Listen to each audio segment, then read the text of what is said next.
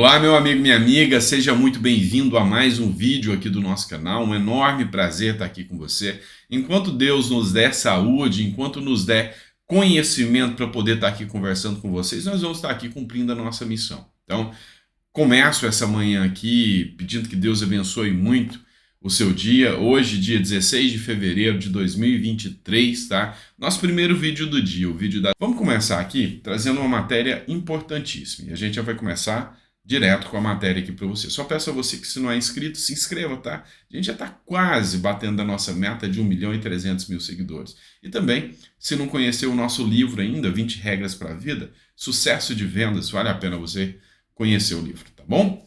Vamos lá. Essa matéria é da Folha de São Paulo. E eu vou te explicar um pouco mais o teor jurídico disso aqui e o teor moral também, para a gente entender um pouco. Vamos lá. O conteúdo aqui é pelo Fábio Zanini, tá? Que é o editor, e o título é o seguinte: Moraes, tá? O Alexandre de Moraes, ministro da Suprema Corte, contraria o relator ao vetar fala de defesa de Bolsonaro no TSE, tá? No Tribunal Superior Eleitoral. Vamos lá, deixa eu começar explicando isso aqui para vocês, tá? Primeira coisa, o Alexandre de Moraes, ele é ministro do STF, que é o Supremo Tribunal Federal. Lá eles só analisam questões de constitucionalidade.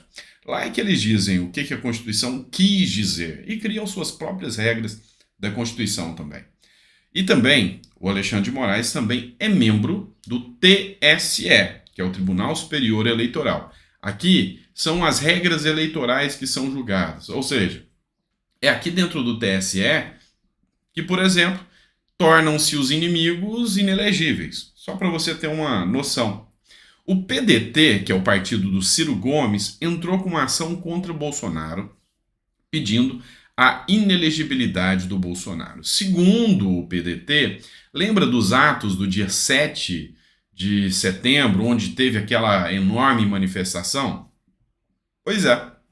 Segundo o PDT, o Bolsonaro proferiu falas contra o Alexandre de Moraes durante aquela ação, e o Bolsonaro atentou contra as instituições. E esse processo está correndo no TSE.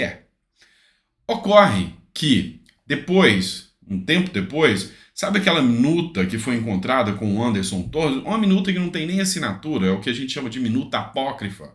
Pois é, o PDT juntou a minuta e falou que era mais provas contra Bolsonaro, que Bolsonaro era antidemocrático. Ocorre que a defesa pediu que aquele documento não fosse levado em consideração. Aquele documento não tinha nada a ver com os atos do dia 7, é um documento que surgiu muito depois, e que aquele documento, diga-se de passagem, não tinha assinatura e não tem vínculo nenhum com Bolsonaro. O Sebastião Gonçalves, que é relator do TSE, ele lembra do caso onde ele chegou até o Alexandre de Moraes e falou missão dada, missão cumprida? Pois é. Ele rejeitou o pedido da defesa de Bolsonaro. Ele falou que não, ele vai aceitar o documento porque ele quer fazer a análise do documento. Aí a defesa do Bolsonaro fez mais um pedido. Falou, então já que juntou-se um novo documento, eu quero fazer uma sustentação oral, ou seja, eu quero o direito de me defender contra o documento. E como está previsto na lei, está previsto na Constituição o direito de ampla defesa e contraditório, o Sebastião Gonçalves falou, tudo bem, pode fazer a sua defesa oral. Acontece que o Alexandre de Moraes, que também é membro do TSE, falou, não vou lhe dar o direito de defesa em sustentação oral. Ou seja, o Alexandre de Moraes meio que tem interesse no processo, tá? No dia 7 de setembro, as falas foram contra Alexandre de Moraes. Alexandre de Moraes está nesse processo, já é algo fora dos padrões jurídicos, ou seja, já é algo que desrespeita o princípio aqui da impessoalidade, é algo que desrespeita o princípio da imparcialidade, porque é uma parte do ato. E isso é grave. E agora, nitidamente, ele tolir o direito de defesa é a gente rasgar a Constituição e falar que não estamos mais em um Estado democrático de direito. Tirar o direito de defesa de um algoz, né? de um opositor político, digamos assim. Isso aqui é muito grave E assim, a gente fica preocupado como que fica a situação moral do país quando a gente vê que eles já não se importam mais em esconder. Quer um exemplo? Isso aqui, ó. Ricardo Lewandowski, tá? Que é ministro do Supremo Tribunal Federal.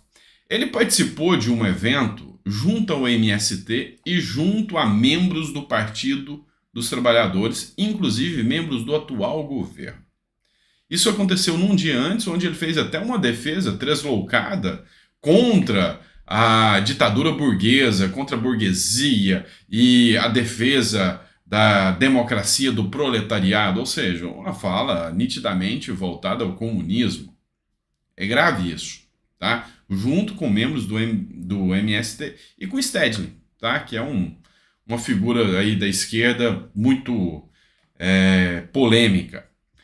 No dia seguinte, o que ele faz? Ele suspende um processo da Lava Jato sobre doações ao Instituto Lula. Deixa eu explicar para vocês. São 4 milhões de reais que a Odebrecht fez em doações para o Instituto Lula.